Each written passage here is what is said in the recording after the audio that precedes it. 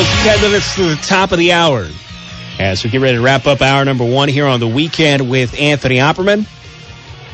Just got through talking about Jeremy Lin and high moral fiber and quality character.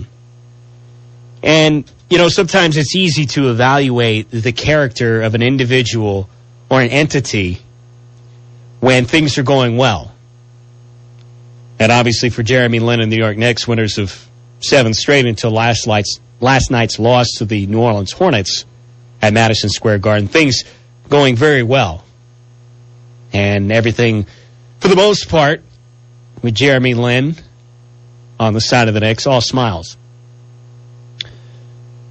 But, you know, they always say the true test of a man and the true make of a man is what happens when things aren't all bright and when it's not completely perfect.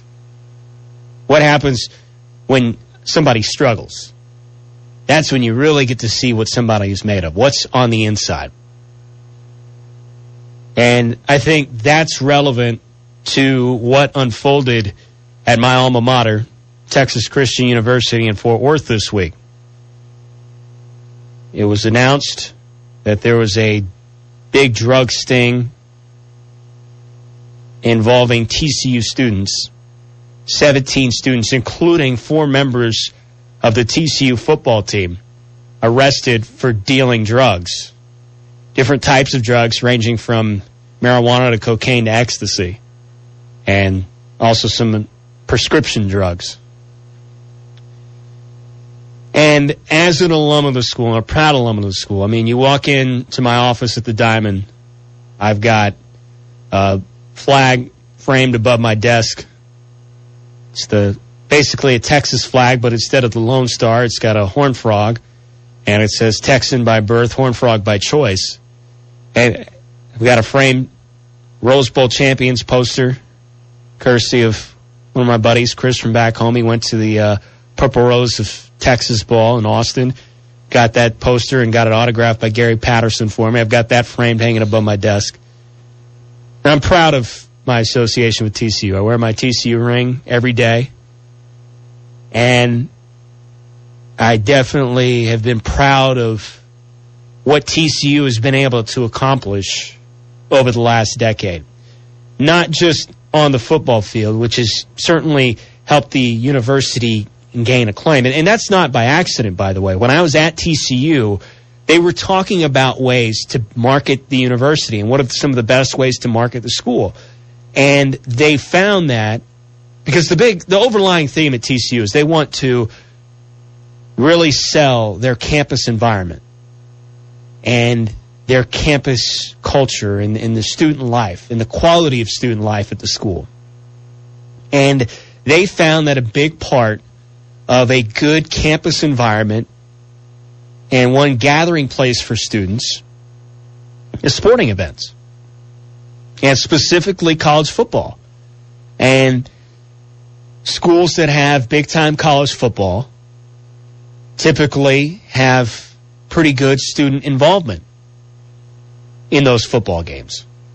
So they wanted to have a good football team in order to market the university. So that wasn't an accident. That has been a focus of TCU, to build the football program, to help market the university. And it's worked. I mean, I could go around Richmond and say I went to TCU, and people in Richmond, Virginia know that they're the Horned Frogs, and know they're in Fort Worth, and know things about TCU football, just from being a sports fan. So that's been a big part of it. But the transformation on campus has been unbelievable over the last 10 years. It does not look like the same school I went to when I graduated in December 2004. And so the news that came out this week, certainly disheartening with the drugs thing and the involvement of TCU students in selling drugs.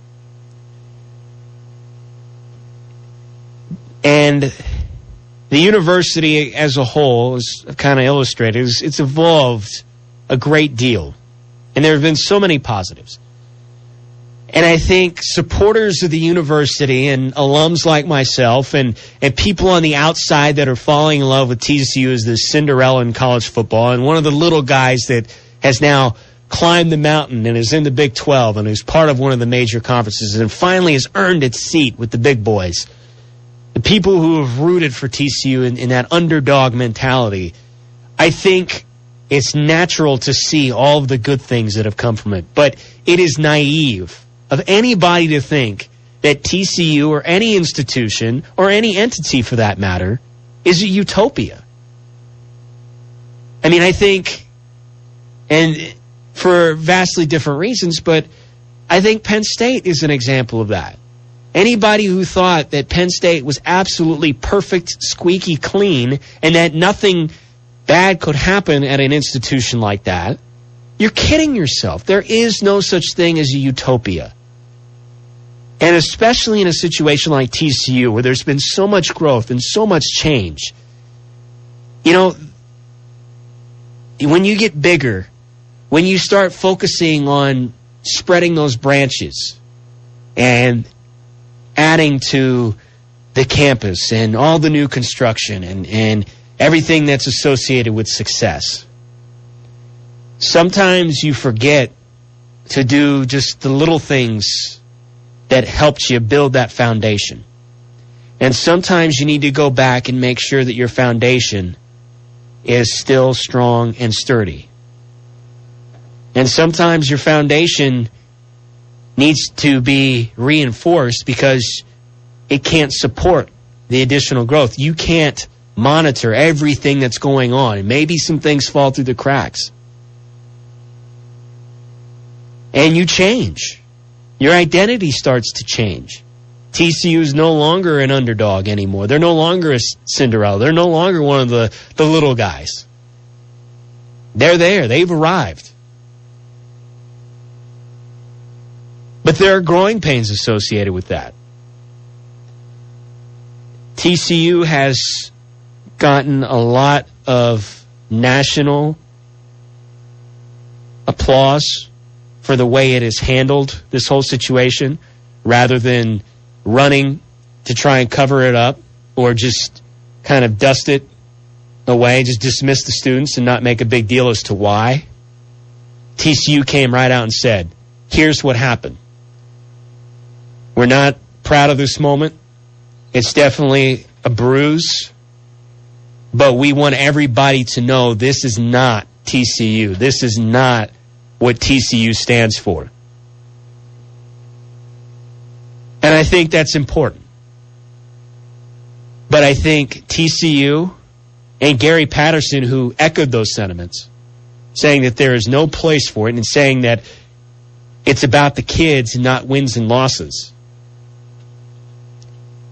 they're going to have to look at themselves in the mirror, and they're going to have to, moving forward, evaluate the kids that they're letting into the university. And for Gary Patterson especially, the guys on his football team. I mean, if your quarterback ever gets wrapped up in this kind of thing, and you've got a chance to win the Big 12, potentially go undefeated and play in a national championship one day, is it about the kids or is it about the wins and losses? And what decision do you make at that point? Do you say, hey, no, we're not doing it? You're gone? I'm not tolerating it?